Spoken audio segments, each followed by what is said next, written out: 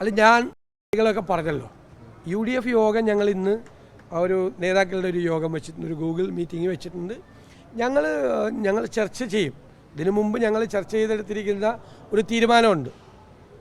ആ തീരുമാനം നടപ്പാക്കുന്നതിന് ചില തടസ്സങ്ങളുണ്ടായി. അത് ഞാൻ പറഞ്ഞല്ലോ, 3 ദിവസം മുമ്പ് ഞാൻ പറഞ്ഞു. ഇനി എപ്പോഴും അത് തന്നെ ചോദിക്കല്ലേ.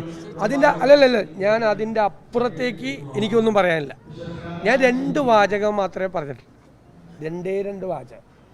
ഒന്ന്, ഞങ്ങളുടെ സ്ഥാനാർത്ഥിയെ അദ്ദേഹം പിന്തുണയ്ക്കുന്നുണ്ടോ ഇല്ലയോ എന്ന് തീരുമാനിക്കുന്ന അദ്ദേഹമാണ്.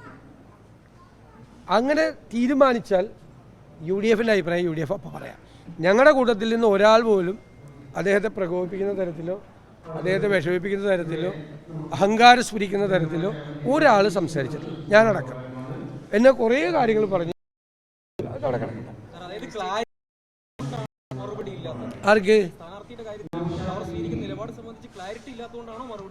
എനിക്ക് മനസ്സിലായില്ല.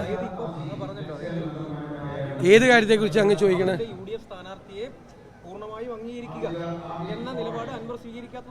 അല്ല, അത് പിന്നെ അല്ലാതെ എന്താ ഈ ചോദിക്കുന്നതിൽ എന്താ പ്രസക്തിയുള്ളത്? അദ്ദേഹം ആ സ്ഥാനാർത്ഥിക്ക് പറഞ്ഞല്ലോ. അത് തിരുത്തി അല്ല, ഞാൻ തിരുത്തി പറയണമെന്നൊന്നും ഞാൻ പറഞ്ഞില്ല. ഞാൻ പറഞ്ഞ വാചകം ഒന്നും കൂടി എത്ര പ്രാവശ്യം ഞാൻ പറഞ്ഞ കേട്ടിട്ടില്ല ഇതുവരെ. അല്ലല്ല, എന്താ പറഞ്ഞത്?